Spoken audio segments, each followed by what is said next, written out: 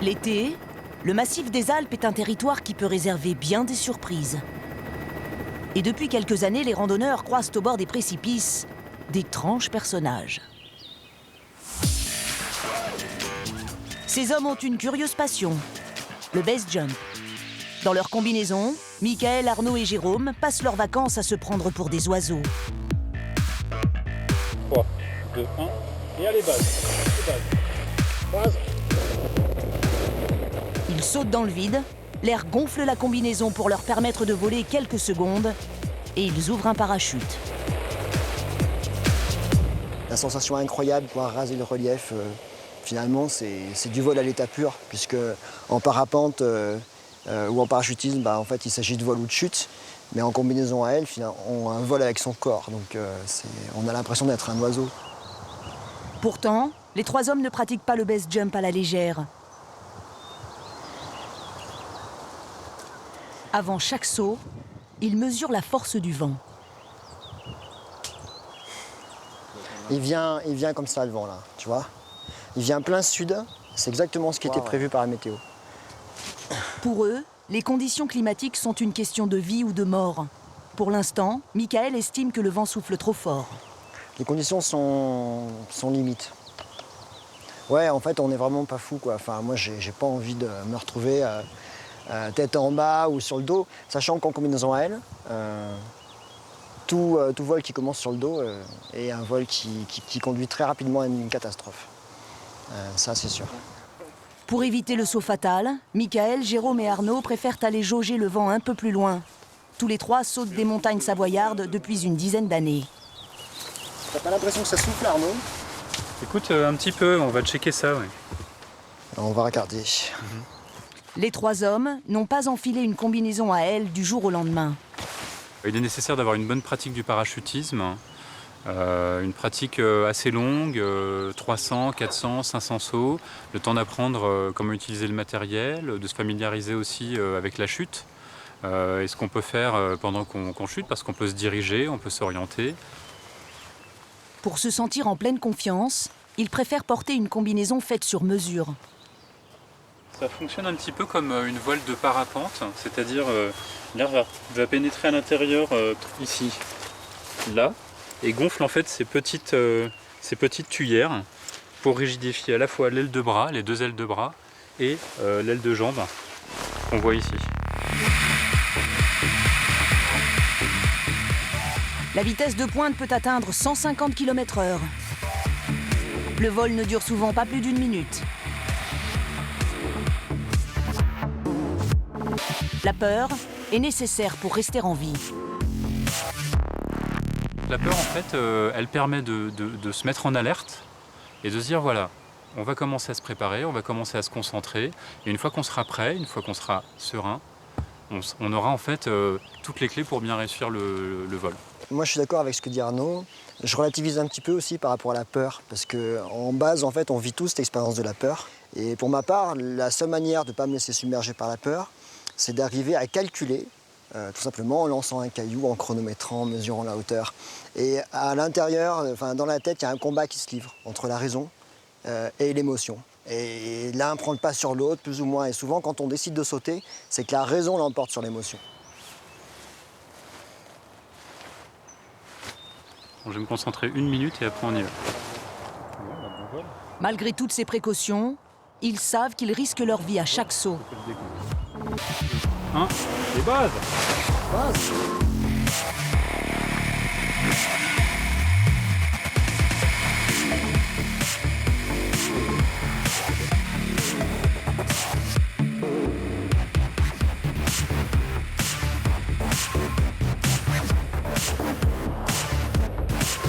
Comme tous les base jumpers, Michael, Jérôme et Arnaud n'utilisent qu'un seul parachute. Pas la peine d'en avoir un deuxième de secours. Ils n'auraient de toute façon pas le temps de l'ouvrir en cas de problème.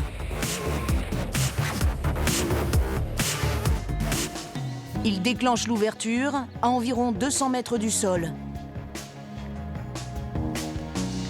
Cette passion des sensations extrêmes coûte cher. Rien que pour la combinaison et le parachute, il faut débourser 3 000 €, sans compter les sauts d'apprentissage.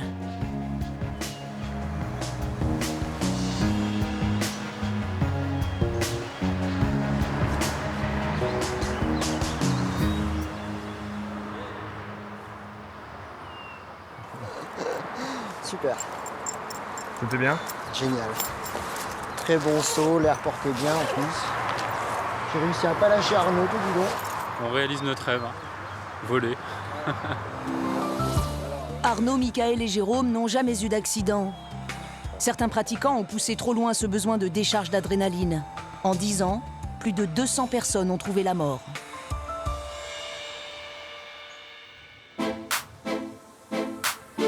Au départ de Lyon, ces adolescents ont choisi des vacances beaucoup moins risquées. On est loin d'un temps du mois de juillet, mais tous ces jeunes s'en moquent. Pour rien au monde, ils ne rateraient leur départ en colo.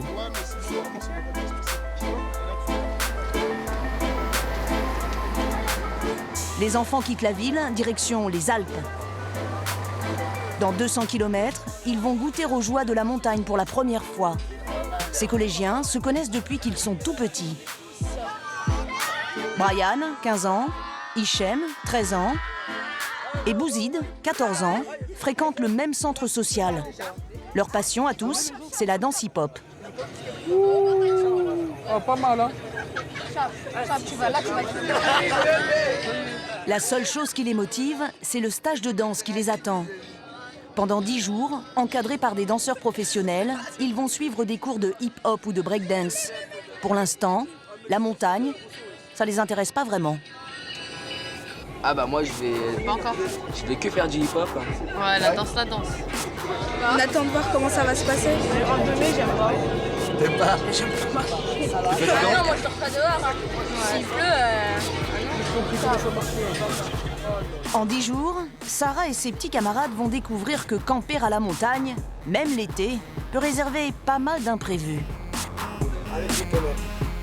Ils arrivent dans leur camping 1 étoile à 70 km au sud de Grenoble après seulement 3 heures de voyage. Pour Hichem et Bouzid, c'est déjà beaucoup trop. ouais, trop de route. J'étais malade, j'avais envie de vomir. Ça fait du bien de retrouver la terre ferme.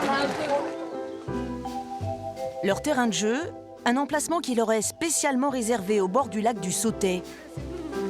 Pour l'instant, ils ne se soucient pas trop de la beauté du cadre. Allez, on va s'isoler du monde. C'est la course pour choisir la meilleure place. Nous, on est forts. Appelle le feu.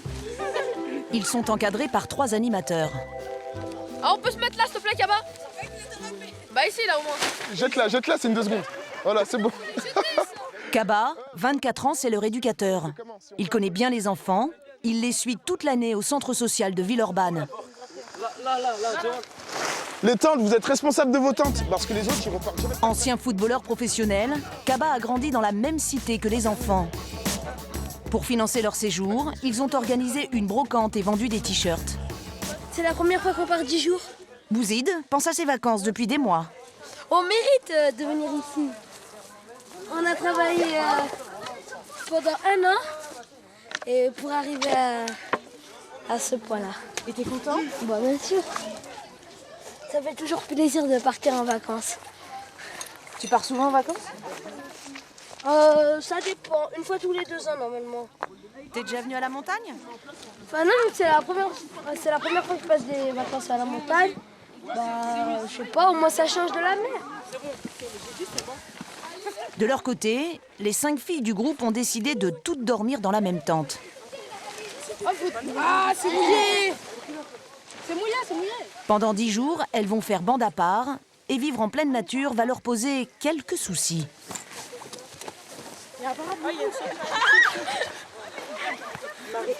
Voilà, je vous ai dit, il y a des bêtes. La majeure partie d'entre elles n'a jamais fait de camping. Elle est où? Ça pique. T'es sérieuse? Vas-y, bouge. Quoi comme bête? Une sauterelle. Ça pique pas. Bon, allez, laissez-moi de la place, moi. Moi, je mets ma valise dedans. Oh, les garçons qui doivent être Kaba, là! Oh! Nordine est le directeur du centre social de Villeurbanne. Voici! Quand il hausse le ton, Tout de suite! tout le monde file droit. Tout de suite! Pour Nordine, c'est un principe. Tous méritent. Même si les parents ont des difficultés financières, ils ont payé 160 € par enfant. Non, tu remplis ça de l'eau. C'est quoi ton rôle? Vas-y. Il m'a dit de... Tu remplis ça de et après, l'eau. il me dit Il y a déjà remplis des ça de gens. l'eau. Va remplir. C'est ça. Ahmed, s'il te plaît. Tu vas juste, s'il te plaît, je fais pas un défilé de mode. La gratuité, on n'est pas pour, ça c'est clair. Effectivement. Pourquoi? C'est pas leur apprendre en fait. Nous, on bataille pour tout ce qui est assisté. C'est pas des assistés. On bataille pour ça. Rien n'est gratuit dans la vie. C'est pas comme ça la vie. Il faut que je travaille, il faut que je comprenne les choses pour avancer, pour l'école, pour l'argent, pour dire voilà, j'ai la valeur de l'argent en fait.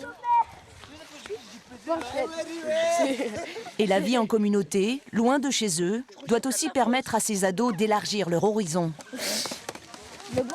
Tu es toujours dans le bitume, dans le bruit, dans la pollution. Et du jour au lendemain, tu pars 10 jours en pleine Cambrousse, tu es à la campagne. Tu vis pendant 10 jours dans un endroit comme tu vois là. Ça leur fait du bien, ça aère, ouais, ça aère. Et oui, je pense qu'à un moment donné, il doit rester quelque chose dans leur petite tête et leur corps le moment qu'ils vivent là.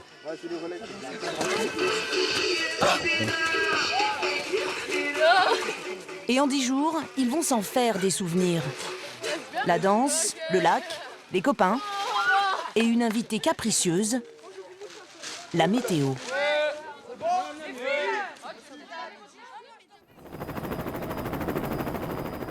De l'autre côté du Mont Blanc, en Suisse, la station de Crans-Montana n'accueille pas de campeurs. Depuis toujours, elle attire les fortunes du monde entier. Nichée à 1500 mètres d'altitude, c'est une des stations les plus luxueuses du monde. Ici, le prix du mètre carré s'envole. Il peut grimper jusqu'à 25 000 €. Pour trouver leur bonheur, les riches touristes n'ont que l'embarras du choix. Toutes les boutiques portent l'enseigne d'une marque prestigieuse. À Crans-Montana, la clientèle dépense sans compter. Ici, le luxe est une institution. Ivana le constate tous les jours. Elle vient d'ouvrir son agence immobilière et pour elle, l'été, pas question de prendre des vacances. Elle chouchoute ses nombreux clients français. Avec eux, Ivana n'aborde jamais l'épineux sujet de l'exil fiscal. C'est vrai qu'ils aiment notre région, ils aiment ce que Crans-Montana peut leur offrir, donc ils se sentent vraiment à l'aise. Mais c'est surtout, je pense, par rapport les problèmes privés qu'ils ont là-bas. Voilà. Pour des raisons fiscales, vous voulez dire? Tout à fait, oui. Voilà. Ce matin, Ivana rend visite à une nouvelle cliente française. Elle vend son immense chalet. La milliardaire veut bien montrer sa maison. Bonjour. Mais pas son visage. Vous allez bien? Tout bien pour l'instant, merci. Garder l'anonymat, un gage de discrétion sur la future transaction. Il y a combien de mètres carrés dans la maison habitable? Il y a environ 1000 mètres carrés. Environ, oui, d'accord. 1000 mètres carrés en centre-ville valent 11 millions d'euros.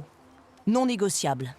Ce sont des objets d'exception, donc on ne peut pas tellement négocier, effectivement. On sent la crise sur ce genre de biens? Non, on ne sent pas la crise là. Ivana propose un service sur mesure à sa riche cliente. Elle filtre les acheteurs potentiels. La première chose qu'elle a faite, c'est de m'envoyer une liste de 5 clients en donnant leur nom, justement, pour se protéger, bien sûr, et en même temps, pour me demander si je ne voyais pas d'inconvénient à ce que ces clients viennent visiter. Là-dessus, je lui ai dit que non. Voilà, j'aimerais pas avoir affaire à plusieurs personnes. Je préfère avoir une personne, mais vraiment qui va s'occuper correctement. Mais au moins, elle filtrera la clientèle et elle verra vraiment si ce sont des gens sérieux ou pas. Avant de visiter, on va aller voir cette magnifique vue. Les éventuels acheteurs devront donc prouver qu'ils ont le budget pour s'offrir cette maison.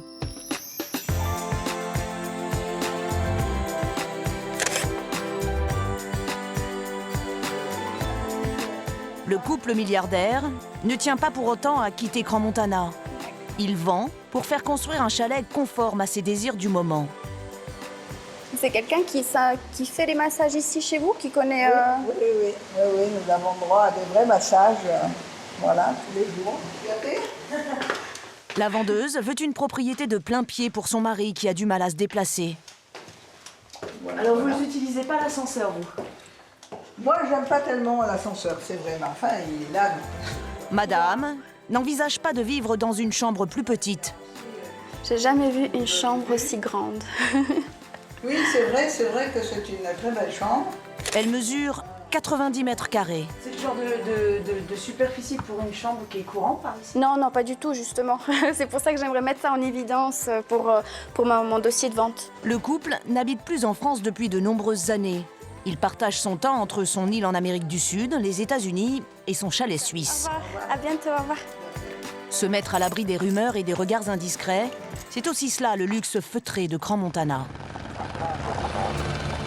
Et tous les moyens sont bons pour satisfaire aux nombreuses exigences des riches touristes. Les hélicoptères tournent en permanence sur le petit aéroport de Sion, à 30 km de Crans-Montana.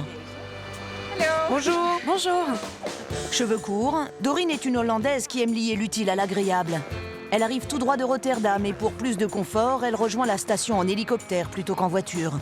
Elle peut se le permettre, son mari pèse plusieurs centaines de millions d'euros, il a fait fortune dans l'informatique. J'adore, c'est excitant. Doreen est avec Aileen et Vilma, deux amies qu'elle a invitées pour une semaine de vacances. Mets-toi plutôt au milieu.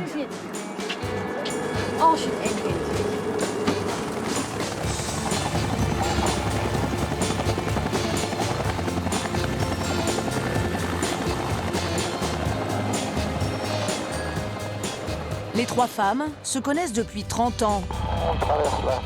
Et régulièrement, elles s'accordent une semaine toutes les trois. Sans mari, sans enfant. Et pour ces vacances, leur budget est illimité. Super, super génial. C'est une ascension express. Il ne faut que 7 minutes pour rejoindre Crans-Montana, alors qu'en voiture, elles auraient mis plus d'une demi-heure. L'hélicoptère ne se pose jamais dans le centre de la station pour une simple question de nuisance sonore. À leur arrivée, un chauffeur attend les trois amis. Bonjour, comment allez-vous? Très bien, et vous? Bienvenue. Je vous présente mon amie Vilma. Bonjour. Vous avez fait bon voyage? Parfait, ravi de vous voir. Le chauffeur n'est là que pour elle, et sa mission du jour, c'est de les conduire à l'appartement de Doreen.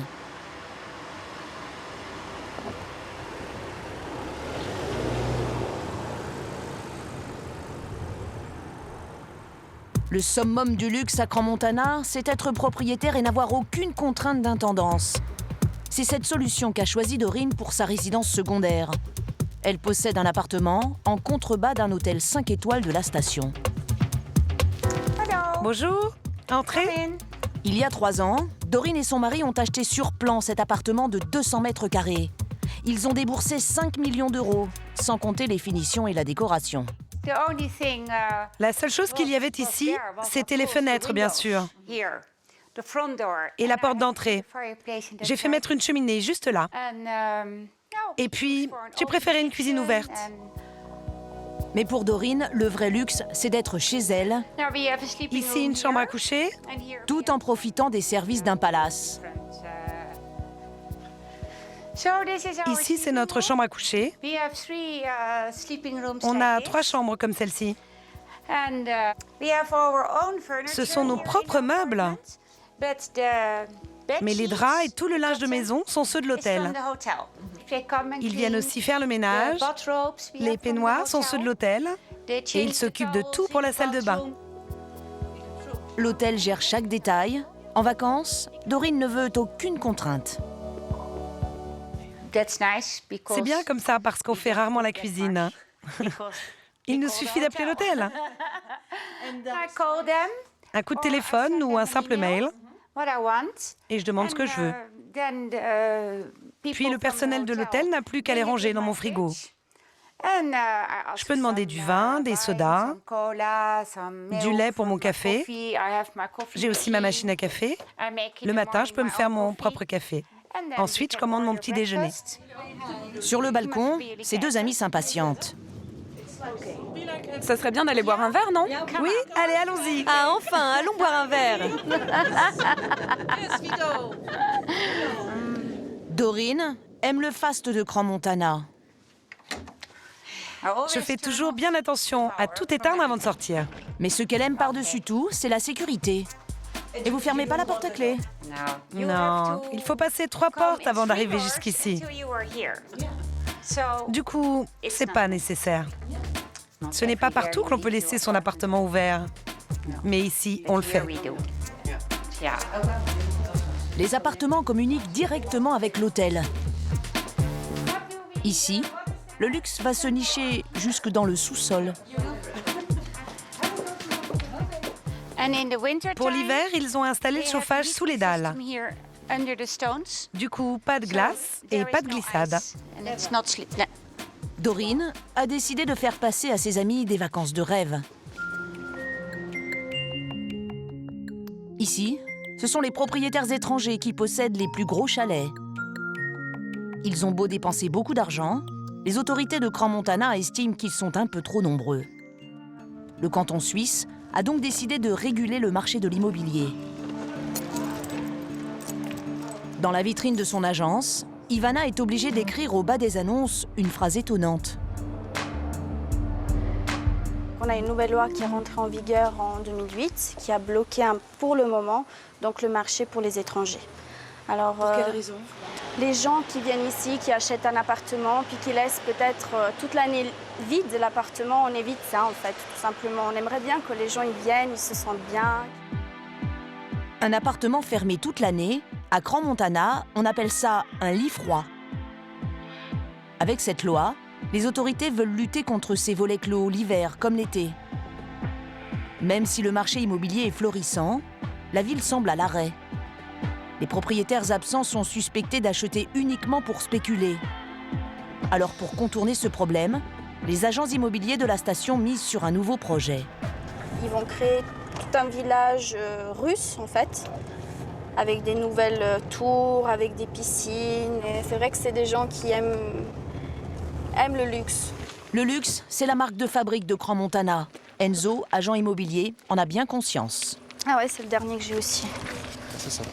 Il a déjà dans son catalogue tous les logements de ce projet pharaonique.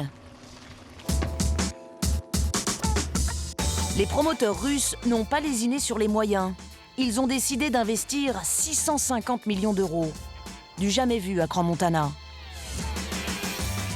Au total, le projet compte 1500 lits réservés à une clientèle très haut de gamme qui devra débourser 25 000 € le mètre carré pour un chalet. Les acheteurs vont devoir faire face à une contrainte inhabituelle pour augmenter le taux d'occupation et lutter contre ces fameux lits froids. Ce complexe est vraiment un complexe de lits chauds. Ça veut dire que les personnes qui vont acquérir un appartement ou un chalet dans ce complexe, ils sont obligés de le mettre en location. Les deux agents immobiliers comptent bien obtenir un mandat exclusif de vente et de location pour ce projet russe. Les commissions pourraient leur rapporter 1 million d'euros. Doreen, elle, est déjà propriétaire à Crans-Montana. C'est incroyable. Vraiment génial. Et elle dépense son immense fortune dans les meilleurs restaurants de la station. C'est fantastique, c'est génial. On n'entend aucun bruit. Ce soir, Doreen a réservé dans l'établissement dont tout le monde parle. Bonjour, comment allez-vous? Bien, merci. Ravi de vous voir. Doreen est une habituée des lieux, mais elle n'a jamais dîné à la table la plus en vue du restaurant. C'est tellement... C'est très beau ici. Vraiment superbe. Le trio va s'installer dans un endroit où, en général, les clients ne sont pas admis. Tout le gratin de Crans-Montana se presse pour s'asseoir à cette table. Bonsoir, je m'appelle Doreen. Dîner dans la cuisine, c'est le dernier chic. Pierre Crépeau, le chef cuisinier, est français. Il y a 15 ans, il est venu travailler pour une saison d'hiver et il n'est jamais reparti. Il s'est même marié à une femme de la région. Et dans son restaurant, il est aux petits soins pour ses riches clientes. Saveurs traditionnelles et cuisine moléculaire, en ce moment, c'est le nec plus ultra dans la station. À la table d'hôte, le chef vous propose un menu spécial. Je ne suis pas au régime ce soir. Et il vous propose de commencer avec un cappuccino de pommes de terre à la truffe. Ce mélange de pommes de terre et de truffes, c'est délicieux. Suivi d'un foie gras et ses perles de pommes granny. Le chef propose un menu dégustation de ses recettes les plus surprenantes. Nous poursuivrons avec des gambas servies avec un risotto de quinoa. Et la dernière note salée, nous vous proposons du veau. Merci. Et avec le vin, c'est divin. Dorine, Vilma et Eileen savourent chacun des 6 plats proposés. Merci beaucoup, madame. Merci beaucoup. C'était vraiment parfait. Je suis navrée de ne pas parler français. Moi aussi. Désolé, sorry. Merci beaucoup. Merci beaucoup. Le repas a coûté à Dorine 450 €. Merci beaucoup. Bonne fin de soirée. C'était très bon. Merci bien. Merci beaucoup. Cette soirée était merveilleuse, c'était fantastique. Un service impeccable, un cadre étonnant. Et le restaurant était incroyable. Ça vous a plu d'être dans la cuisine? Oui. Oui, C'était super. c'était génial. Et maintenant, vous faites quoi? Et maintenant, les 3 drôles de dames vont se coucher. Les vacances de Dorine, Vilma et Eileen ne font que commencer. Bonne nuit. Demain, le programme, c'est encore plaisir et détente. En montagne, l'hélicoptère n'est pas réservé qu'aux riches clients des stations suisses. Il sert aussi à sauver des vies. Les gendarmes du peloton de haute montagne de Modane sont en alerte. Un randonneur est en danger. Dans un premier temps, il va faire suffisamment jour pour déjà arriver sur zone et extraire la personne. Cédric, le pilote, 2 médecins et un secouriste n'ont pas une minute à perdre. Comme avant chaque intervention, David, le médecin, regarde le ciel, inquiet. La météo, on a un plafond qui est un peu bas, là, notamment sur la partie sur Rochemelon. Malgré une météo menaçante, l'hélicoptère décolle car il s'agit du moyen le plus rapide pour accéder aux blessés. Les gendarmes disposent d'informations incomplètes sur la localisation et l'état de la victime. Ils savent seulement que le randonneur en détresse se trouve quelque part près d'un glacier à 3000 mètres d'altitude. Il y a sur le glacier ou alors je sais pas, l'alerte c'est Philou qui l'a pris alors. Ah, ils sont là, il y en a 2 heures plus bas, regarde, en bleu, 100 mètres plus bas là. Après quelques minutes de survol, les sauveteurs repèrent 3 personnes au pied de la paroi. Allez, on rentre dedans. On récupère la longe et je commence à le descendre. C'est presque pas de en descendre. On va poser vers le premier gars en avant 8, 7, 6, 5, 4, en avant 3, en avant 3, en avant 2, à gauche un voile, à gauche un voile. L'approche est délicate. La forte pente, les cailloux glissants rendent la manœuvre périlleuse. Ok, il est posé, c'est bon. Il fait moins 10 degrés. La victime prostrée est un homme de 62 ans qui a fait une lourde chute. Ah, monsieur.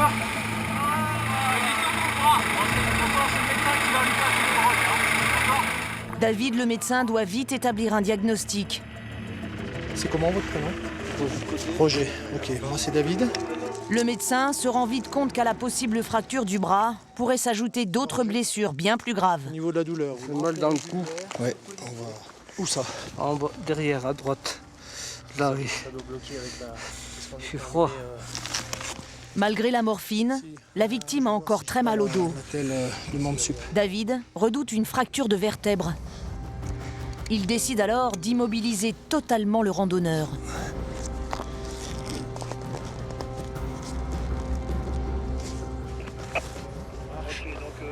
La corde qui est là-haut, c'est la corde par laquelle il est tombé, c'est ça? Les marcheurs se rendaient à une messe en plein air pour préparer un pèlerinage dans la montagne. Au moment de l'accident, il fait nuit. Le groupe de randonneurs est presque arrivé au sommet quand Roger perd l'équilibre et tombe 20 mètres plus bas. Son ami marcheur chevronné reconnaît leur imprudence.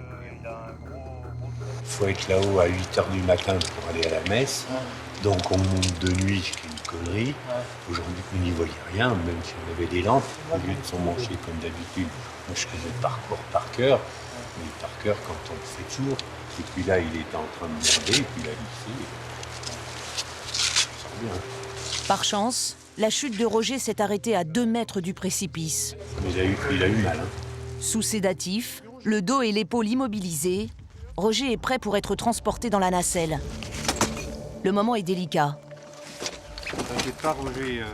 Ok, excusez-moi, on va passer à la manip.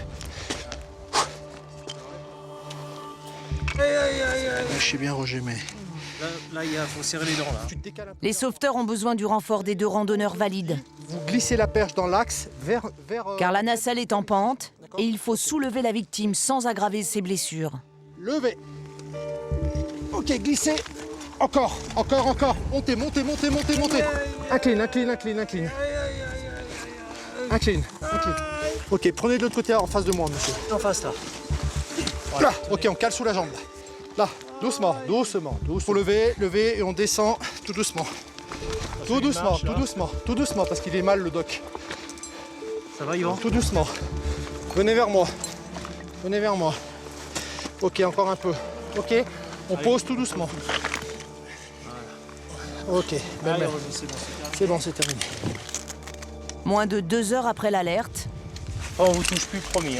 la victime est en sécurité. Je suis vraiment suffoqué de voir l'efficacité du PGHL. Puis la gentillesse. On les descend aussi. Ils sont sympas comme tout. Gentils, sympas.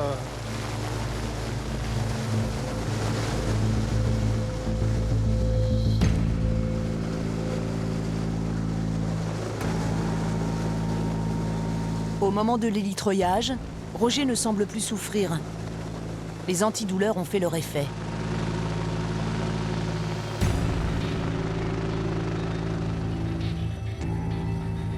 L'hélicoptère se dirige vers Saint-Jean-de-Maurienne, l'hôpital le mieux adapté pour traiter une éventuelle fracture de la colonne vertébrale. 20 minutes plus tard, la victime est prise en charge par les médecins de l'hôpital. Pose sur les jambes. Allez. Ils doivent examiner Roger au plus vite pour connaître l'état exact de ses traumatismes. La mission des gendarmes s'arrête là. Le but, c'est de la sortir de la situation dans laquelle elle se trouve et puis surtout de l'emmener rapidement dans un milieu hospitalier pour qu'elle soit prise en compte rapidement au niveau médical. C'est bien assisté. Roger va subir une IRM et un scanner. Ils ne révéleront aucune lésion à la colonne vertébrale. Il souffre d'une luxation de l'épaule, de plusieurs côtes cassées et de légers problèmes respiratoires. Après quelques jours en observation, il est rentré chez lui. Pendant les grandes vacances, les gendarmes interviennent le plus souvent pour des randonneurs en détresse. Ce matin, ils rentrent le plus vite possible à la base. Ils ont pour mission d'être opérationnels 24 heures sur 24.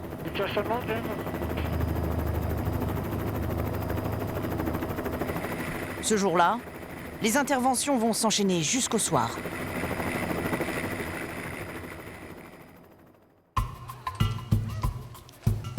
Le Mont Blanc, sommet culminant de l'Europe, et rêve de 250 000 marcheurs qui choisissent tous les ans d'en faire le tour à pied.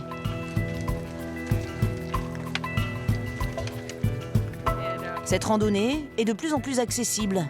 Alors forcément, à certains passages, les sentiers prennent des allures d'autoroute. J'ai l'habitude de faire de très longues marches en Angleterre. J'en ai déjà fait une dizaine. Mais rien n'est aussi vaste que le Mont Blanc. C'est tellement mieux ici. Les tours opérateurs rivalisent d'ingéniosité pour satisfaire une clientèle à la recherche de sensations originales. Transport de bagages, sport à outrance, randonnée en famille, il y en a pour tous les goûts. Et ça marche. Depuis 2 ans, la fréquentation autour du Mont Blanc a progressé, après 10 ans de chute. Ce petit groupe de 12 personnes a, lui, choisi un tour du Mont Blanc insolite, hors des sentiers battus pour éviter la foule. Une formule qui coûte plus cher que les autres. Pour 650 € par personne, ils vont dormir en refuge et privilégier les petits chemins pour se retrouver seuls au monde. Antoine, Léo, Didier et les autres vont boucler leur tour du Mont Blanc en 7 jours.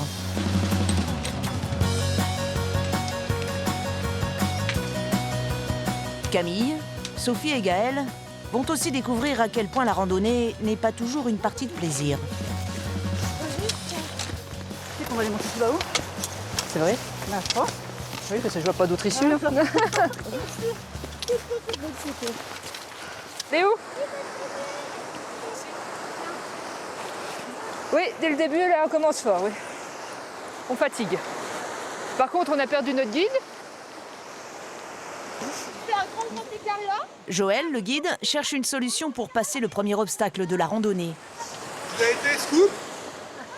D'habitude, les randonneurs traversent ce torrent sans s'arrêter. C'est rare qu'il y ait de l'eau comme ça. Mais il y a tellement plu depuis une dizaine de jours que le torrent est au maximum. Pour le montagnard, hors de question de mouiller ses chaussures. Alors Joël décide de construire un pont. C'est l'aventure. Mais ça risque de prendre un certain temps. De son côté, Didier, lui, a une autre idée. Alors moi, je vais tenter une autre solution.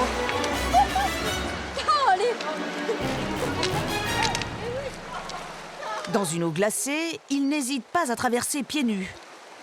En quelques secondes, il rejoint l'autre rive. Le héros des premiers kilomètres, c'est lui. Bravo! Bravo! La plupart des autres marcheurs suivent Didier comme un guide. Didier, tu peux me porter? Hop. C'est profond, peut-être vous pouviez remonter assez haut. Joël, le guide, lui, s'obstine. Seul contre tous, il continue d'entasser les pierres. Alors que les enfants, eux, se jettent à l'eau à leur tour. Vas-y Léo, allez! Allez, ouais!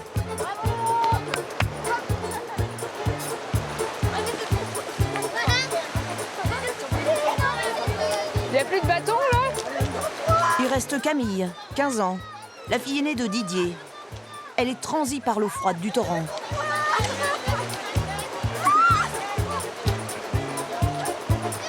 Devant les petits du groupe, Camille se rend bien compte qu'elle est un peu ridicule et ça finit par la vexer. J'ai trop froid. C'est pas drôle, hein? Un cahier! Oui, ça commence à se réchauffer. Bon, faut marcher parce qu'on a froid, là. On va refroidir. Le guide commence à trouver la pause un peu longue. Allez, c'est reparti! Les deux familles de randonneurs ne sont pas au bout de leur peine. Tant pis, hein. On fait ça. Pour couronner le tout, la neige s'invite brusquement en plein mois de juillet. En montagne, la météo peut vite devenir hostile. Comme si ça suffisait pas de monter, fallait qu'il y ait de la neige en plus, quoi. Histoire qu'on patine encore plus.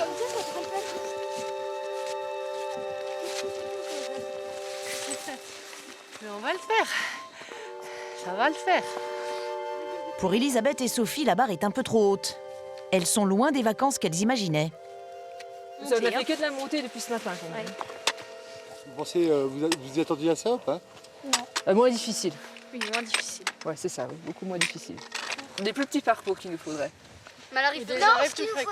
Ou des arrêts plus fréquents aussi, oui, ça serait une bonne idée, Non, ça. mais moi, je trouve que là, vraiment, on fait des longues... C'est des longues distances. Des longues trajectoires. Il aurait fallu des mulets pour me porter. Pour le guide, la neige en été, c'est la routine. Joël trouve que le groupe lambine un peu. À quelle heure qu'on arrive? On est censé arriver. Tu connais le problème de la montagne. On doit aller d'un point A à un point B. Et si on est toujours arrêté, le point B, il est de plus en plus inaccessible. Donc c'est difficile pour moi de te dire quand on arrive si on s'arrête régulièrement. Non, et ainsi de suite. Non, mais on va tous marcher ensemble. C'est pas toi tout seul qui m'intéresse, c'est le groupe. Tu comprends bien? Tu comprends bien. Didier, le père d'Antoine, donne encore l'exemple. Après le torrent, c'est pour la rigolade. Ça y est, une bataille de neige en mois de juillet. Comment? Bataille de neige au mois de juillet, c'est pas mal. Bataille de boules de neige. Tiens, Antoine! Dans le brouillard, un peu plus haut, les mains dans les poches, Joël attend. Et ça commence à l'agacer. Ouais, ben, on va pas l'emmener avec nous. Hein. Donc si tu veux qu'elle roule, allez, pousse ça dans le bon sens. Attention, ça va tomber. Attention! On y va! La descente vers le refuge prend des allures de sport d'hiver en plein été. C'est la patinoire! Mais oui, mais si on va trop vite, on tombe! Voilà, c'est mon fils. Après 9 heures de marche, le froid, la neige et le grand air, les randonneurs sont au bord de l'épuisement. On est ravis d'arriver et c'était quand même un peu long. Hein. Moi, je ne m'attendais pas à une journée aussi longue. Je pense que c'est quand même un peu costaud pour les enfants. Et là, vous rêvez de quoi, là? Oh, une douche! Un thé et une douche. Moi, de s'asseoir, de se poser. Du lit. C'est une petite soirée. Oui, on va dormir. Je n'en peux plus. On est mort. Sans se déshabiller, là je me couche et je dors. Le groupe n'est pas au bout de ses surprises. Il va dormir dans une étable. Regarde pas.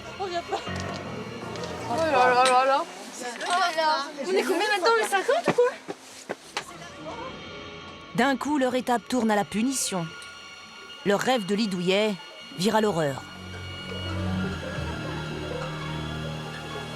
Et comble du désagréable, ils ne vont pas dormir tout seuls.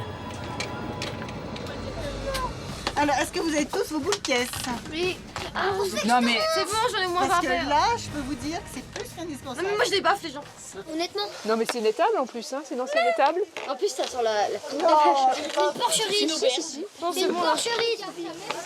Et ça c'est pour Accrocher le linge. attacher les vaches. Oui, mais alors bien. Vous êtes loin. Paillasse. Une paillasse.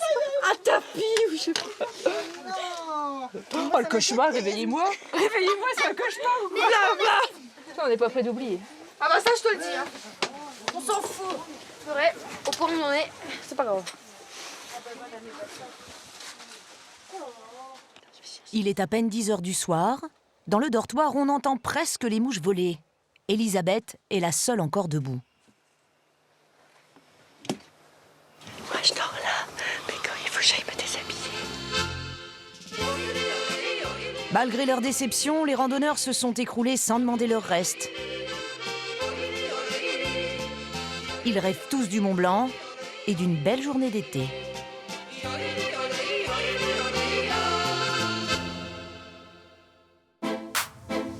Qui va se baigner alors? Au camping du lac, c'est une vraie journée de vacances qui se profile. C'est la première fois depuis qu'ils sont arrivés qu'Hichem et ses copains de Villeurbanne sortent les serviettes et les maillots de bain. Ah, par contre, faites attention, hein, parce qu'apparemment, ça descend très vite. Hein. Le... allez, moi jusqu'à là-bas et on fait des sauts et tout. Ah, mais faut nager en crawl. Hichem et Bouzid n'ont pas l'habitude de se baigner dans un lac. Ici, pas de plage, c'est directement les pieds dans l'eau. La profondeur atteint 7 mètres dès le bord. En raison des fortes pluies, la baignade n'est autorisée qu'à un seul endroit, et ça inquiète un peu Bouzid. Monsieur, en fait, je voulais juste vous demander, quand tu marches, t'as pied ou c'est quand tu marches et tout à coup ça tombe? Ça descend assez rapidement là. Allez-y doucement. Mais attendez, je monte, regarde d'abord si tiens. Il va pas tenir, il va se baisser. Les animateurs les laissent partir dans l'eau sans connaître les dangers. Donc, alors qu'à la mer, ils ont plus l'habitude. Allez, go, on est chez nous.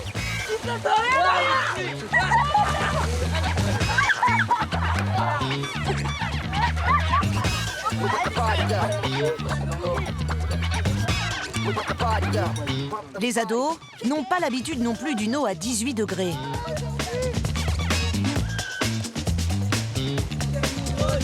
Harvey, lui, plonge moins vite que les autres. Et il abandonne rapidement. Oh, la tête de moi est trop froide. L'eau froide et moi ne sommes pas compatibles. on va pas ensemble, c'est tout. C'est qui là-bas là? Pourtant, il y a bien quelque chose qui pourrait faire changer d'avis Brian et Ahmed. Oh, la vie de ma mère a des meufs. Oh, je te jure, j'ai envie d'y aller. On va aller voir tituber là. Allez. Hein? Si je vais jusqu'à là-bas pour tomber sur des moches. Oh non. Finalement, la température de l'eau a le dernier mot. Mohamed, lui, revient du ponton et il est ravi de la rencontre. Hein? Vous voulez rencontrer les filles? Ah ouais, elles sont trop gentilles. Ah, en plus, elle est de Marseille. Oh. Fin de la baignade. Pour tous les ados maintenant, c'est cours de danse. Et il ne faut pas être en retard. On se reconcentre.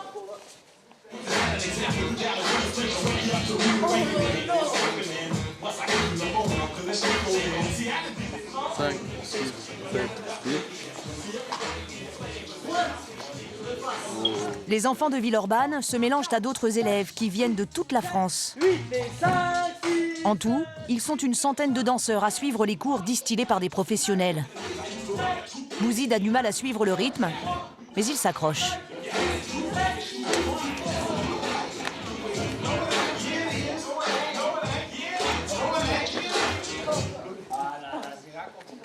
Brian et les autres garçons du groupe ont jeté l'éponge depuis un bon moment.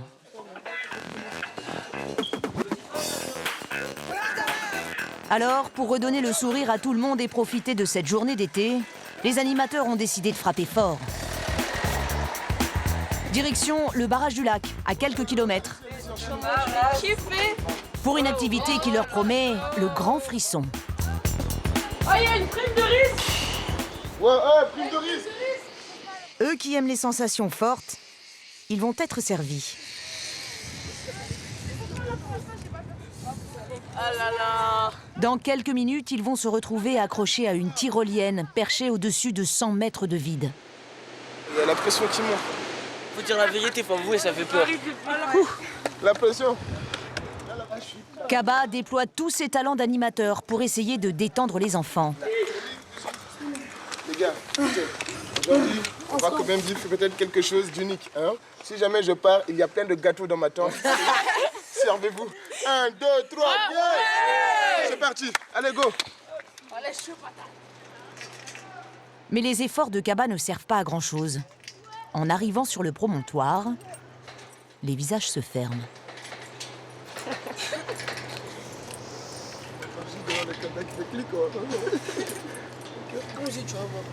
Maman, je t'aime, c'est ça?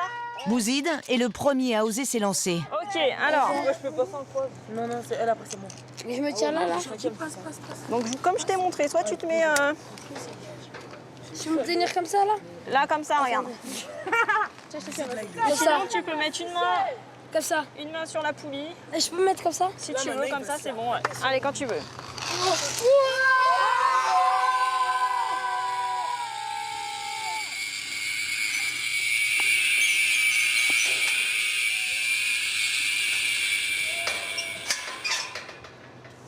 Alors, qu'est-ce qui vient?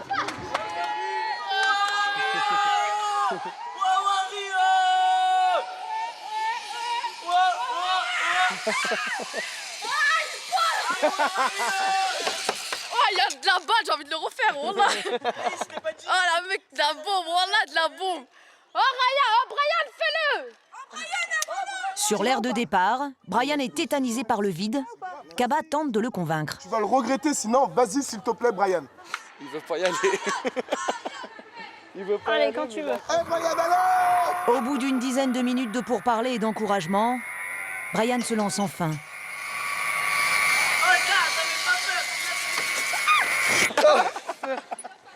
Ah, je l'ai fait plus. Hein? Ah, t'as hésité, hein? Bah ouais, violent, je voulais pas au Je voulais pas le début. faire, ça t'a poussé, hein? Parce qu'il m'a tellement insulté que j'ai dit, vas-y, je le fais. Comme Brian, Hichem a eu quelques sueurs froides. J'avais Comment t'as trouvé ça? super peur, mais après, dès que j'étais à l'intérieur, c'est bon. Ah, moi aussi, j'ai eu peur parce que la tyrolienne, ça faisait un bruit bizarre, ça faisait zzzz. Après, j'ai commencé à avoir peur. Après, j'ai vu que c'est bon. J'étais vers la fin, je me suis dit, c'est bon, je suis arrivé. Les enfants ont bien fait de profiter du beau temps. Le ciel se couvre et le froid de la montagne s'abat sans hésiter sur la colonie. Elle, tu la prends, elle? Au campement, seuls les merguez sont au chaud. La première des choses, c'est ceux qui n'ont pas de gilet ou de pull se lèvent, va mettre un truc chaud. Hichem, Ahmed, Mimi, Jakamba. Le petit pull à capuche d'Ahmed ne suffit pas. Les enfants n'ont pas de vêtements assez chauds et le minuscule feu de bois réchauffe à peine. Avec la nuit, la température baisse encore. Ahmed aime de moins en moins la montagne. Non mais c'est grave, il fait trop froid. Normalement, on va pas à la montagne quand on fait du camping. Bah ouais. On va où? On va sur la côte, je sais pas. On va en hiver à la montagne. Arby, la chenille se... Kaba parvient à faire diversion. Et c'est avec une simple chanson de leur enfance que les ados rebelles vont oublier le froid. Et c'est la vie. Bien. Mohamed, tu lances. Attendez, chacun son tour maintenant. La chenille, là, c'est Arby, se plie. Se déplie.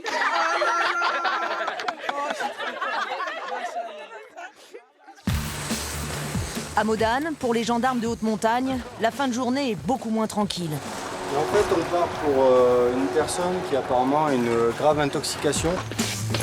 C'est une intoxication au monoxyde de carbone. La victime n'a qu'1 heure d'espérance de vie et les gendarmes le savent. Le médecin, Étienne, ne veut prendre aucun risque. Il apporte avec lui 2 bouteilles d'oxygène. On sera gardé en réserve si jamais je finis l'autre, quoi. Juste le temps de faire le plein de kérosène et le peloton met le cap sur Val-Fréjus. Cette station de Savoie n'est qu'à 20 minutes d'hélicoptère de la base. C'est sur la partie gauche alors, hein. Ah ouais, le hameau il est là-bas là. Ouais, faut suivre la piste. Cette fois, les gendarmes ne partent pas pour sauver un randonneur.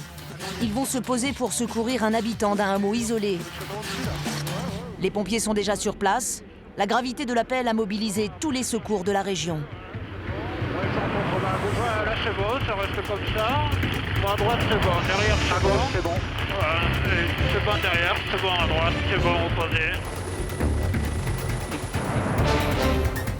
Le médecin de la gendarmerie doit établir un diagnostic au plus vite.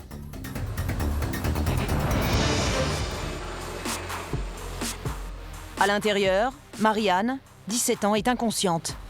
Les pompiers l'ont déjà placée sous oxygène. Ah oui, les intoxications au monoxyde de carbone, c'est toujours faut prendre au sérieux. Étienne prend les choses en main. Le cas est grave. Le monoxyde de carbone peut provoquer un arrêt cardiaque à tout instant. Alors le médecin pose une perfusion pour injecter au plus vite des produits si son état s'aggrave. La jeune victime était dans la salle de bain quand elle a perdu connaissance. C'est un chauffe-eau défectueux qui est à l'origine de l'intoxication. Son père, paniqué, a tout de suite prévenu les pompiers. Ma fille était en train de prendre sa douche et puis d'un coup elle a appelé sa mère et puis elle est tombée inanimée tout de suite, elle est tombée dans les pommes et bon, pendant au moins 5-10 minutes elle nous revoyait plus, elle ne nous voyait pas, elle n'entendait pas. On a préféré appeler les secours.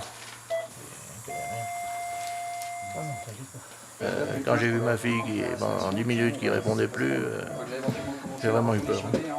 Je pense qu'elle est entre de bonnes mains et c'est bien d'avoir un hélico, ça permet la rapidité d'intervention. C'est super. Hein. Grâce à l'oxygène, Marianne reprend peu à peu connaissance. Elle n'est pas tirée d'affaire pour autant. Sa grand-mère reste inquiète. Ça va, Mimi?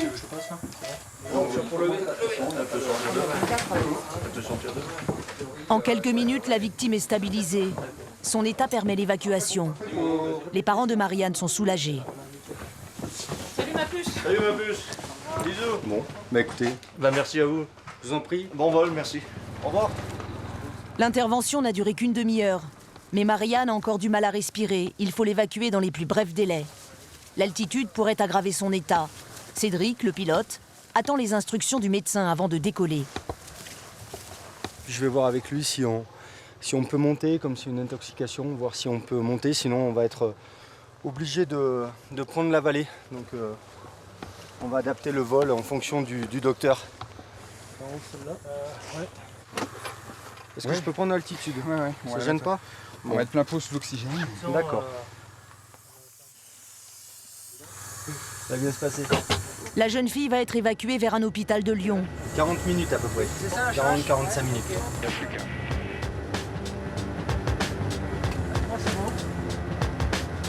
À Lyon, il y a le seul hôpital de la région qui est équipé d'un caisson à oxygène. Il va permettre au corps de Marianne d'éliminer tout le monoxyde de carbone qu'elle a respiré. Toute intoxication au monoxyde de carbone est potentiellement sérieuse, d'autant plus si cette jeune fille qui a présenté perte de connaissance prolongée. Donc pour nous, c'est médicalement une indication d'oxygénothérapie sous caisson. Mais il reste encore au pilote un paramètre délicat à gérer, l'obscurité. Cédric et son collègue portent des lunettes à vision nocturne qui intensifient la lumière. En moyenne, les gendarmes interviennent de nuit 3 fois par mois. Les missions de nuit en hélicoptère, ça reste quand même des missions exceptionnelles. Pendant le trajet, Marianne reprend peu à peu ses esprits.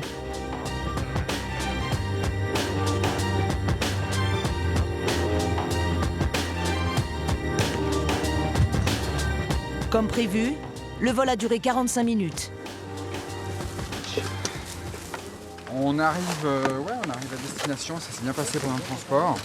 Donc là, ouais, les choses s'orientent bien maintenant, c'est cadré. Comme Marianne, 5000 personnes par an sont victimes d'une intoxication au monoxyde de carbone. La jeune fille va passer 2 heures dans le caisson à oxygène. Elle sortira de l'hôpital dès le lendemain. Aujourd'hui, elle ne souffre d'aucune séquelle.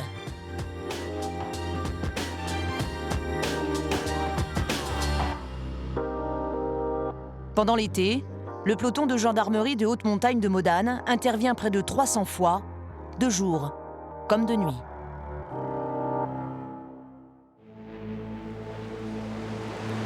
À 150 km de la base des gendarmes, Chamonix.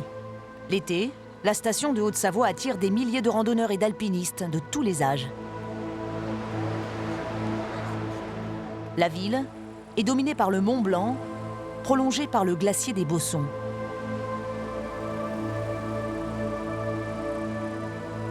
Ce glacier, c'est l'obsession d'un personnage étonnant.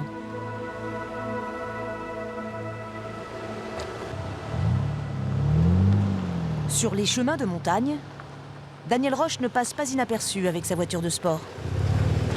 Explorateur et aventurier, à 60 ans, Daniel Roche s'est pris de passion pour le Mont Blanc sur le tard. D'abord footballeur professionnel, puis agent immobilier, cela ne fait que 8 ans qu'il passe tous ses étés sur le glacier. Bon, eh ben, je vais me déshabiller. Il porte toujours du rouge. C'est une question de sécurité.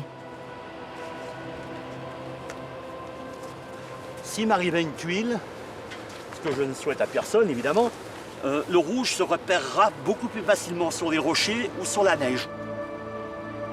Du mois d'avril aux premières neiges, Daniel Roche part en expédition sur le glacier plusieurs fois par semaine. C'est vrai que c'est quand même c'est abrupt. C'est la partie la plus abrupte de la journée, c'est le chemin d'accès. Ah, ça va. Voilà. Pour atteindre son terrain de jeu, Daniel doit franchir cette limite qui tient les randonneurs à l'écart. Car s'approcher d'un glacier comporte toujours des risques. À chaque instant, des morceaux peuvent se détacher.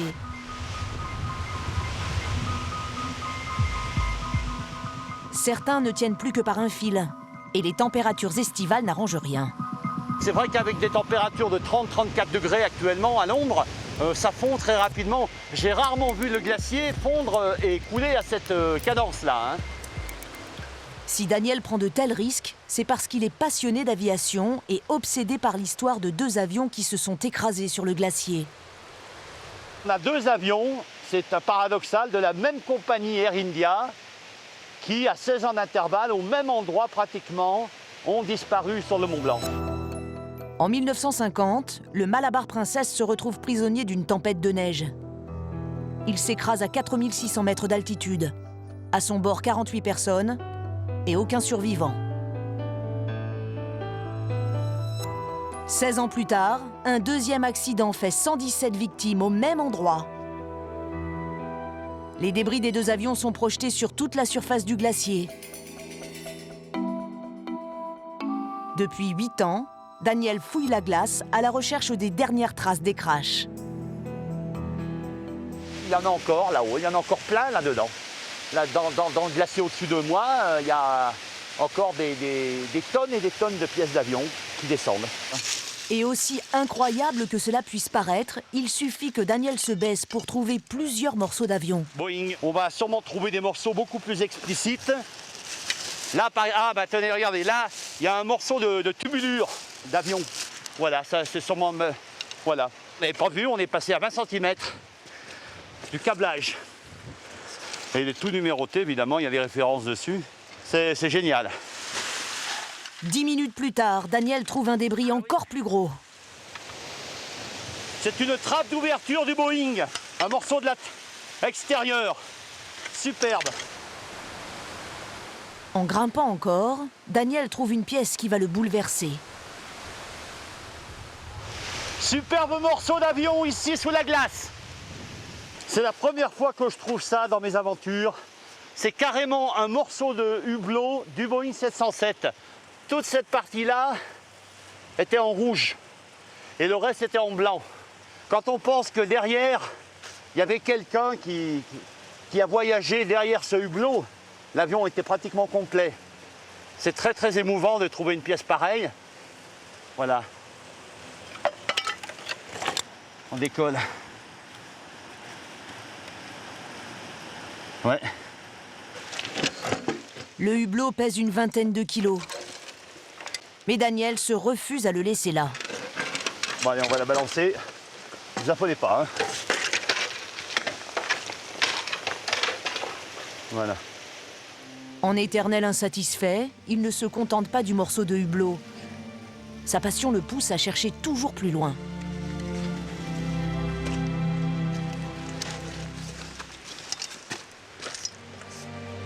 C'est vicieux comme histoire. Vous voudriez arrêter. Regardez, aujourd'hui, le hublot de l'avion, ça vous incite pas du tout à arrêter. Là, je vois un tout petit truc, c'est pas grand-chose.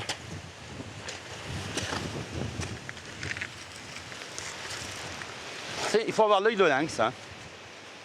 Je n'ai qu'un regret, c'est de ne pas avoir connu l'histoire plus tôt. Voilà.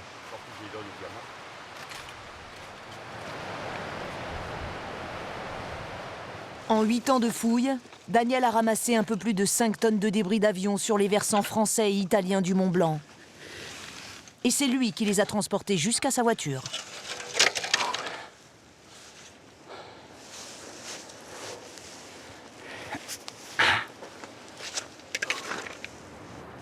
Là aujourd'hui, je ne dis pas que c'est facile, mais c'est quand même une des journées les moins difficiles par rapport à ce que j'ai vécu, même il y a encore 3 jours dans le glacier italien du Miage, où j'ai fait pratiquement 6 km sur les glaciers avec 50 kg. J'ai mis 4h30 à redescendre. Et bien mes enfants. Si Daniel collecte toutes ces pièces d'avion, c'est pour reconstituer l'histoire des passagers.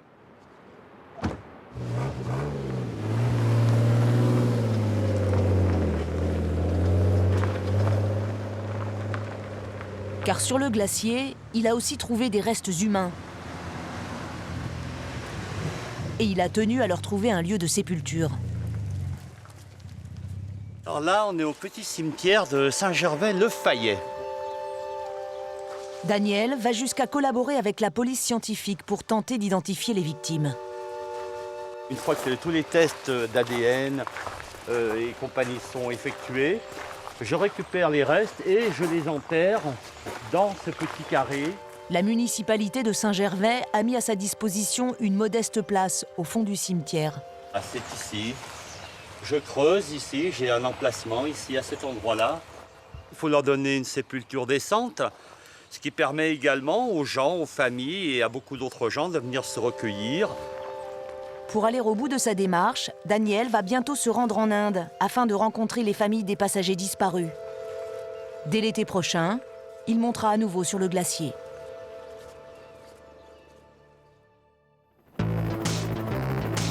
Du côté de Grand Montana, en Suisse, la randonnée s'organise plutôt autour des parcours de golf. Au mois d'août, la station est le théâtre de l'une des compétitions les plus prestigieuses en Europe. Le vainqueur gagne 2 millions d'euros. Et à cette occasion, la population de la ville est multipliée par 10. Pour les commerçants, cette semaine c'est Noël en plein été. Leur chiffre d'affaires atteint celui des fêtes de fin d'année. C'est par là. Aujourd'hui, Dorine et ses 2 amis ont décidé de se faire plaisir dans les magasins. Et ce ne sont pas les boutiques de luxe qui manquent. Il y a tant de magasins différents ici. Il y en a pour tous les goûts, à tous les prix. Tout le monde y trouve son bonheur. J'aime bien la bague avec les petites pierres là. Ah oui, elles sont très jolies. Dorine en profite pour faire un crochet chez son bijoutier préféré. Ça vous dit de rentrer? Allons-y, oui. Bonjour. Bonjour, est-ce que vous allez bien? Comment allez-vous? Ça fait plaisir de vous voir. Voilà. Dorine vient chercher son dernier achat. C'est une montre faite sur mesure qu'elle a commandée au début des vacances. Voilà. C'est un peu ce modèle, Kathleen. Je te laisse faire. Dorine et le bijoutier préfèrent rester discrets sur le prix. Le modèle de base se vend 10 000 €. Et cette semaine, ce bijoutier ne sera pas le seul à faire de bonnes affaires. Pendant l'Open de golf, magasins de luxe, cafés et restaurants ne désemplissent pas.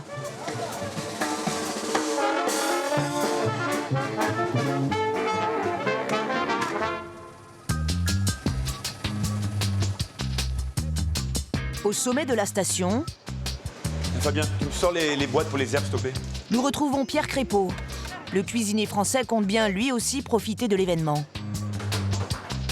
Originaire de Valence, dans la Drôme, il a fait toute sa carrière en Suisse. Il en a même pris l'accent. Une équipe, on est très cadré, chacun sait ce qu'il a à faire, tac, tac, tac, tac. À sa façon, Pierre prépare la compétition de golf. À peine le service terminé, le travail continue. Il se rend chez le plus gros boulanger de la station. Lui aussi, cette semaine, il ne pense qu'au golf. Tout va bien? Ça va, super, écoute, prêt pour cette grosse semaine? Vous aussi, quoi, j'imagine? On a hâte, oui. Ça y est, starting block? Comment c'est qu'un? Mercredi, non? Hier? Hier déjà? Ouais, ouais. Donc je venais voir un petit peu comme je t'ai parlé au téléphone, un petit peu ces nouveaux pains burgers. Ouais, hein? très bien. Ça marche? Allez. Pierre a commandé des pains fabriqués spécialement pour lui. Voilà Pierre. Alors? Ces petits pains décorés aux initiales du restaurant ont été conçus pour sa nouvelle recette. Et c'est un nickel, nickel, nickel, superbe. Avec le petit logo là, on avait parlé. Pour cet open, je vais faire un hamburger un petit peu original. Après, c'était l'hamburgou, petit idée, un petit truc. Pierre sait qu'un hamburger pourrait surprendre sa clientèle raffinée. Alors il exige des produits d'une qualité irréprochable. Bien léger, non, ça. C'est pour cela qu'il fait appel aux meilleurs artisans de la station. Non, nickel, non. Non, ça, nous, on le toastera. Un peu de croquant. Donc la mie est assez compacte, comme ça, même si tu as le jus de la viande. Bien. Adjugé vendu. Ah, au niveau de l'été, c'est la plus grosse semaine. La plus grosse et la plus belle. Par rapport à une semaine de l'été, disons, normale, comme les semaines du mois d'août, c'est x4. x4. Super. Hey, sortez du four, magnifique. Bonne journée. Hey, merci, bye bye. Hey, pareil. Pour Merci. composer son hamburger, Pierre est allé chercher son fromage dans les alpages de la station et sa viande chez le meilleur boucher de Cran. Donc on va les toaster pour donner un petit croustillant quand même. Donc voilà, donc ça légèrement toasté. De retour en cuisine, il prépare sa nouvelle recette pour la première fois.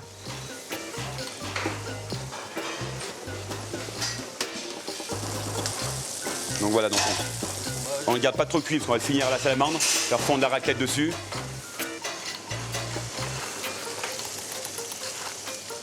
Donc, c'est top, ça sent bon ça. Nos fromages là. Donc là on a une belle cuisson de la viande avec les différents étages. Donc top, un nickel hein, hein. Je suis sûr que ça va marcher, la midi en terrasse, ça va cartonner ça.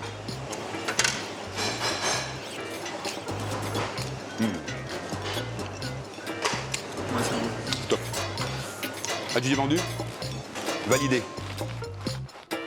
Cette recette éphémère ne sera servie que pendant l'Open de golf. Le hamburger sera facturé 30 € au client. Grâce à lui, Pierre espère doubler sa clientèle pour le service du midi.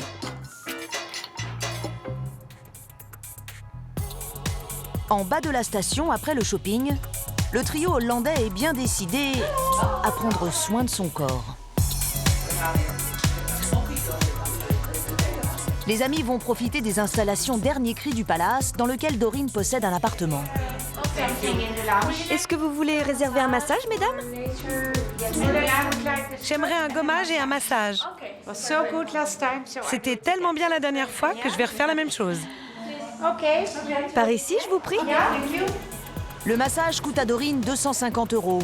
L'accès au jacuzzi, lui, est compris dans un abonnement qu'elle paye pour l'entretien de son appartement.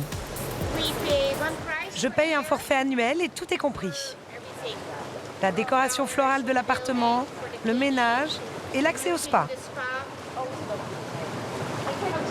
L'eau est tellement agréable, en plus ici, ils ne mettent pas trop de chlore. Tu as raison, sinon la peau devient si sèche. Mais ici, l'eau est délicieuse. C'est super ici.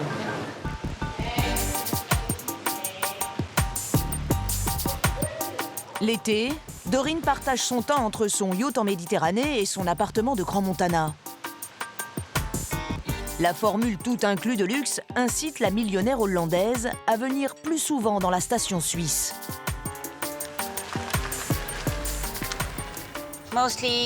La plupart des gens en été préfèrent aller à la plage en Espagne, en France ou en Italie. Mais ils ne savent pas ce que c'est que la montagne en été. C'est vraiment magnifique. Cette année, c'est la première fois que Doreen est à Crans-Montana pendant l'Open de golf. La compétition va aussi lui rapporter beaucoup d'argent. Tous les jours, elle va donner des instructions dans un restaurant au pied des pistes. Normal, c'est elle la propriétaire. Bonjour Toon. C'est génial d'avoir disposé les tables comme ça. C'est cosy, absolument sublime. C'est plein ce soir? Oui, c'est complet ce soir.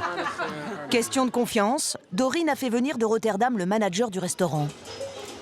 3 fondants? Tu veux quoi? 4, s'il te plaît. Doreen s'est retrouvée propriétaire du lieu l'année dernière, après un caprice de son mari multimillionnaire. Mon mari est juste là, sur la photo. Et là, il y a ma fille. Et Christina Moore, la femme de Roger Moore, qui est là aussi. Michel cherchait désespérément un endroit pour boire un verre après une journée de ski. Alors il a acheté ce restaurant au pied des télécabines, en toute simplicité. Il n'y avait pas d'endroit comme ça à Crans-Montana. Maintenant, il y en a un. Du coup, on a voulu créer notre propre bar-restaurant. Il y avait bien un restaurant ici avant, mais ce n'était pas terrible. C'était vieux et sale. Du coup, on a voulu faire un endroit digne de Crans-Montana. On a dû tout refaire. Pour son premier été, bonjour, le restaurant de Doreen ne désemplit pas. C'est vraiment l'endroit où il faut être. Comme tous les soirs, le restaurant de Doreen affiche complet. Dans quelques jours, elle rentre à Rotterdam. Elle sera de retour dès cet hiver à Crans-Montana. Elle va fêter son 50e anniversaire et elle a décidé de privatiser un des palaces de la station afin d'y accueillir une centaine d'amis.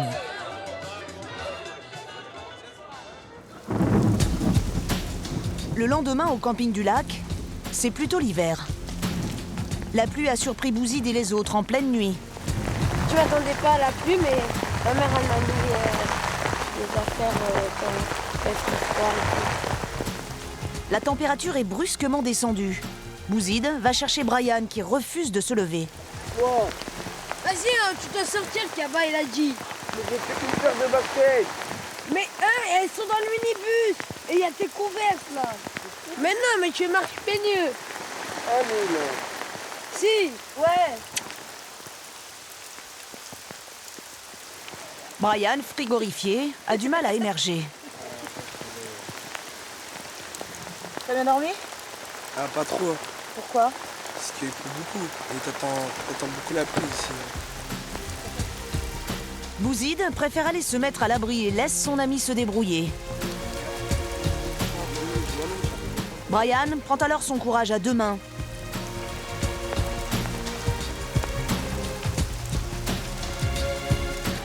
Il va arriver le dernier au petit déjeuner et il est de mauvaise humeur. Vas-y, assis-toi, tu vas manger. Assis-toi. On m'a levé. Arrête Je suis sûr, on est dans le minibus. T'as mangé ou pas, toi? Le matériel de camping et la nourriture ont été rapatriés au sec. La pluie tombe jusqu'au soir sans s'arrêter. Les ados vont passer la journée enfermés. Mais la soirée s'annonce beaucoup plus réjouissante. La pluie s'est enfin calmée et les ados vont pouvoir profiter de leur dernière fête.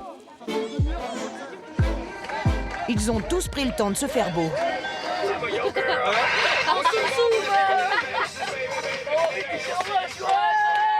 Ce soir au programme, c'est hip-hop pour tout le monde.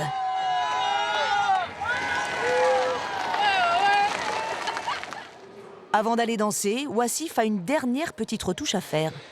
C'est bien comme ça?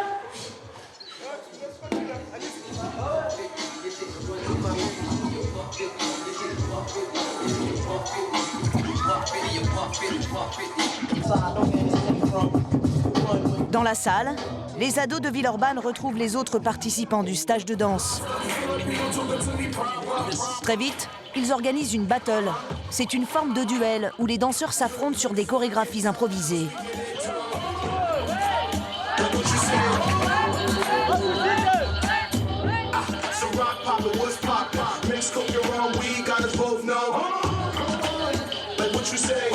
Bouzid est déchaîné. C'est lui qui fait le spectacle.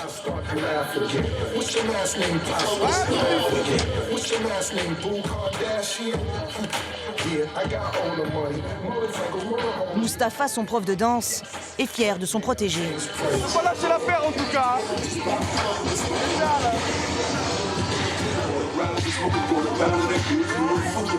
Les battles s'enchaînent. Pour Hichem, Bouzid et Brian, la fête est réussie. Ils se souviendront longtemps de ces vacances. À la montagne, il y a de l'air. À la montagne, on a froid et c'est bien sinon. À la montagne, il n'y a pas de filles, c'est tous des campagnards et c'est naze. Vivion. La soirée des enfants s'est prolongée jusqu'à très tard dans la nuit. Le retour à Lyon est prévu le lendemain.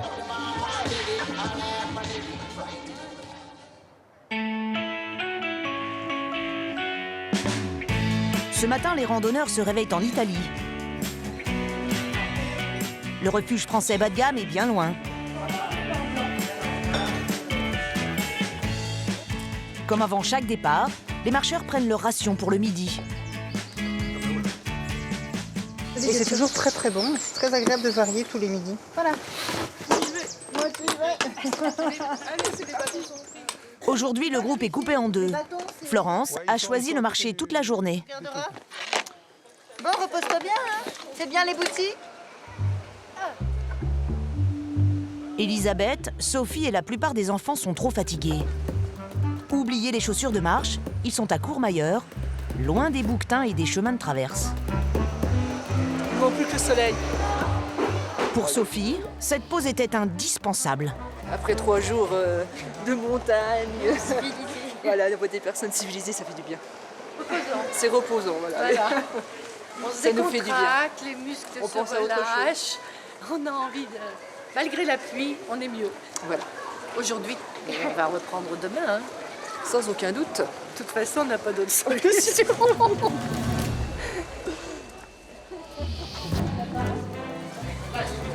Enfin, je plains ceux qui ont monté là. Parce que s'ils sont sous la flotte, ça ne doit pas être sympa du tout. Elisabeth ne croit pas si bien dire. Les autres avancent péniblement dans un épais brouillard. Ouais, là on est sur le tour du Mont Blanc. Ouais. Encore une journée où le Mont Blanc va être difficile à voir. Ils ont encore 4 heures d'effort pour espérer l'apercevoir.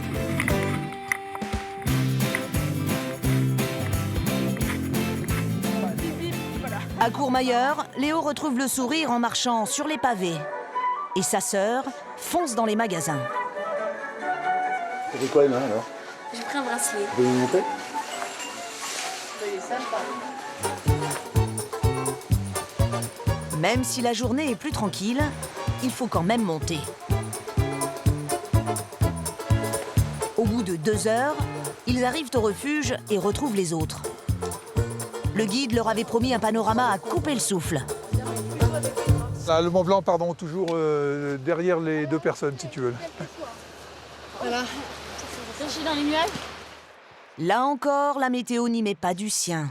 Cela fait 5 jours que le Mont Blanc joue à cache-cache avec les randonneurs. Il faut imaginer les paysages. Comment? Il faut imaginer les paysages parce que autrement. Alors, la question, est-ce que vous avez vu le Mont Blanc? Ah bah non, pas encore. Hein. On l'imagine. Donc. Quelqu'un l'a vu son Mont Blanc? Non. Bah oui, c'est vrai que là c'est pas de chance parce qu'on l'a toujours cherché pour l'instant, mais on désespère pas. Peut-être que demain il va apparaître. Le lendemain, oh miracle, les randonneurs voient le soleil. C'est déjà ça. Alors, tenue d'été et lunettes de soleil sont aussi admis sur le tour du Mont Blanc l'été. Les 2 familles vont apercevoir l'objet de leur désir. Enfin, presque. Excusez-nous. Le Mont Blanc existe bien. Il est devant vous. Enfin, ça y est, le nuage vous planque le sommet, mais on le reverra toute la journée. Simplement, à profiter du rayon de soleil pour dire que on voit bien les 2 petites bosses qui sont à droite du Mont Blanc. À droite encore, c'est le goûter. On a le soleil, on a vu le Mont Blanc, voilà. Pour Léo, la marche, c'est bientôt fini. Et c'est bien la seule chose qui compte. Antoine, attends-moi. Bravo. T'as fini ton tour du Mont Blanc, bravo. Bravo Léo. Bravo.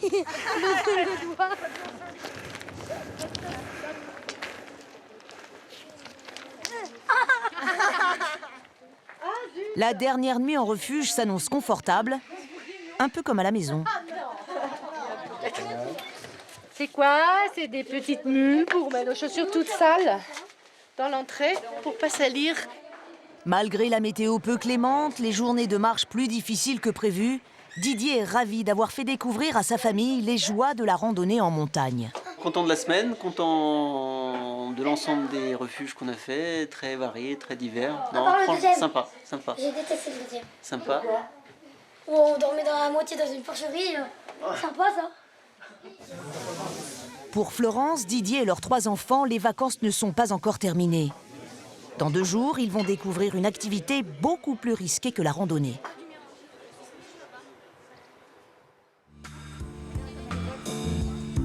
Aujourd'hui, face à l'aiguille du Midi, la famille de marcheurs profite enfin du Mont Blanc qu'ils ont eu tant de mal à voir pendant 1 semaine. Ils vont aussi découvrir une discipline spectaculaire. Ah, c'est top. La slackline est une pratique qui vient des États-Unis. Elle est arrivée en France il y a 5 ans. Ah oui, viens voir comment il installe. Par là, Gaël, tu contournes. Antoine et Sébastien sont des alpinistes confirmés. L'été, ils tendent une sangle entre 2 parois pour jouer les funambules. C'est le principe de la slackline. Verticalement, il y a 200 mètres, voilà. La fixation de la sangle exige plusieurs heures et de la minutie. C'est toujours ça, hein, Seb. Hein. La moindre erreur dans l'accrochage peut être fatale. Tu veux faire, tu peux aller mettre? Même si vous me payez, j'irai pas. Mais par contre, je veux bien voir faire. Je préfère mourir de vieillesse. Ah non, mais ouais. Florence et les enfants vont assister à une grande première. Bon, tu vas? Toi d'abord. Shifumi? Ouais, moi ça me va. Sébastien et Antoine n'ont jamais tendu de sangle à cet endroit. Il y a comme une petite appréhension dans l'air. T'es prêt? Ouais. Shifumi. Shifumi. Shifumi. Oh merde. C'est Sébastien qui s'élance en premier. C'était tendu là, hein. Pour la sécurité, Sébastien est aussi accroché à une corde tendue sous la sangle. En beau, fort souple. Une nouvelle voie demande un temps d'adaptation qui passe aussi par la chute. Allez Seb. C'est nickel mon gars. Prends bien ton temps. Prends ton temps. Voilà. Voilà, ça se fait chauffer. Ok, ça c'est fait. Je pense qu'il faut une certaine dose de courage et beaucoup d'entraînement. Ouais.